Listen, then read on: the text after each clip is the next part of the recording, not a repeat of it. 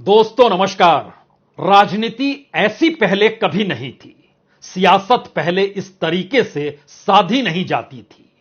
और अब तो खुले तौर पर हर कोई कहने से कतराता नहीं है कि आप सत्ता से टकरा नहीं सकते हैं। सत्ता के पास जितनी ताकत होती है वो अपने अनुसार समूचे सिस्टम को ढाल लेती है। लेकिन इन सब के बावजूद भी राहुल गांधी खड़े हुए हैं। और अब जो कल फैसला राहुल गांधी को लेकर आने वाला है वह भी सुप्रीम कोर्ट से वह भारत की राजनीति को बदल सकता है। मौजूदा वक्त में मोदी सत्ता की नींव को हिला सकता है। इस देश के भीतर में लोकतंत्र को खत्म करते हुए किस तरीके से समूचे सिस्टम ही नहीं बल्कि संवैधानिक पिलर को भी सत्ता अगर अपने अनुकूल कर ले तो उसके बाद क्या कुछ हो सकता है। शायद इन्हीं सवालों का जवाब राहुल गांधी ने सुप्रीम कोर्ट में अपने हलफनामे में यह कहकर दिया है, माफी नहीं मांगूंगा। और माफी नहीं मांगूंगा मतलब सिर्फ यह नहीं है कि मुझे माफी मांगनी चाहिए या नहीं मांगनी चाहिए। माफी नहीं मांगूंगा का मतलब राहुल गांधी ने अपने हलफनामे में बहुत साफ तौर पर लिख कर दिया है कि दरअसल इस देश की न्यायिक प्रक्रिया के साथ मौजूदा राजनीतिक सत्ता कहीं खिलवाड़ तो नहीं कर रही है। मौजूदा वक्त में पीपल्स रिप्रेजेंटेशन एक्ट जो है उसको सत्ता अपने अनुकूल करने की स्थिति में नए ताने बाने को बुनते हुए खड़ा तो नहीं कर रही है। और इस देश के भीतर में अगर राजनीतिक सत्ता अपने तरीके से अपने नेताओं के जरिए अलग अलग अदालतों में कोई केस दायर कर दे और फैसला उन्हीं केसों को ध्यान में रखते हुए कोई कोर्ट दे दे तो इसके मतलब मायने क्या है।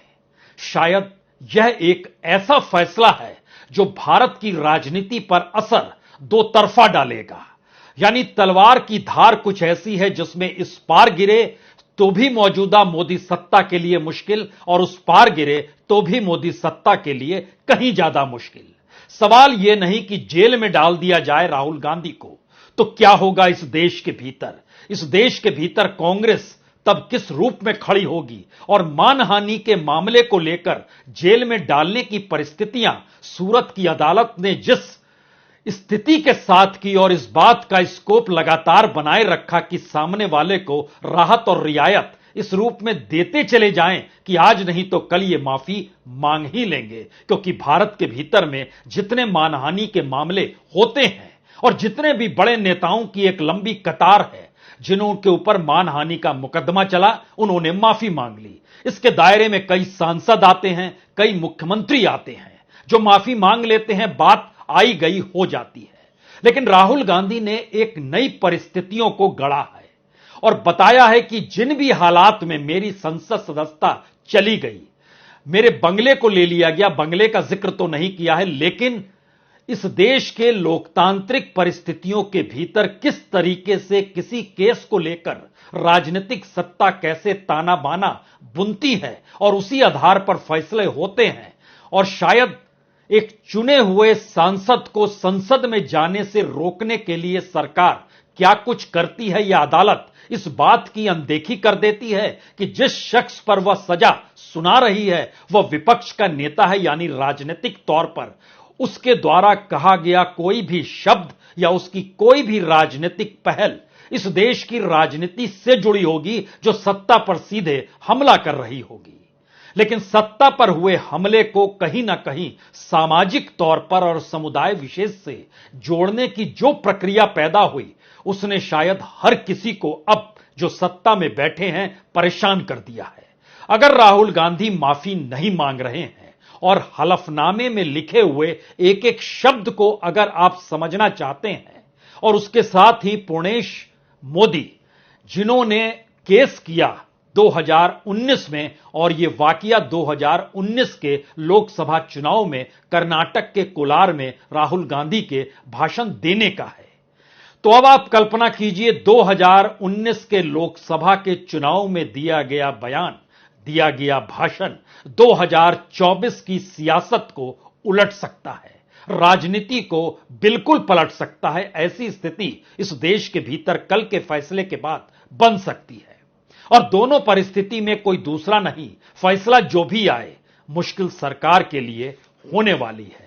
लेकिन उससे पहले हमें लगता है एक एक शब्द को जरा समझने की कोशिश इसलिए करनी चाहिए कि जिन बातों का जिक्र राहुल गांधी ने अपने हलफनामे में किया है वह इसलिए गौरतलब है क्योंकि वह भारत के समूचे सिस्टम और सरकार द्वारा चलाए गए सिस्टम की परिभाषा जो सत्तानुकूल उन्होंने गढ़ी है उसकी बखिया उधेड़ देता है।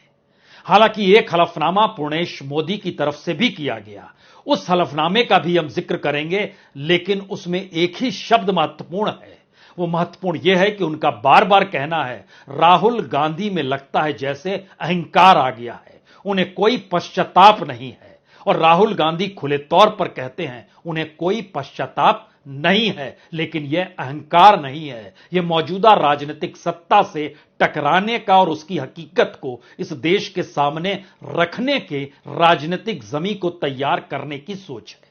तो आइए जरा इस हलफनामे की परिस्थितियों को परखना इसलिए जरूरी है क्योंकि कल फैसला इसी पर आधारित होगा।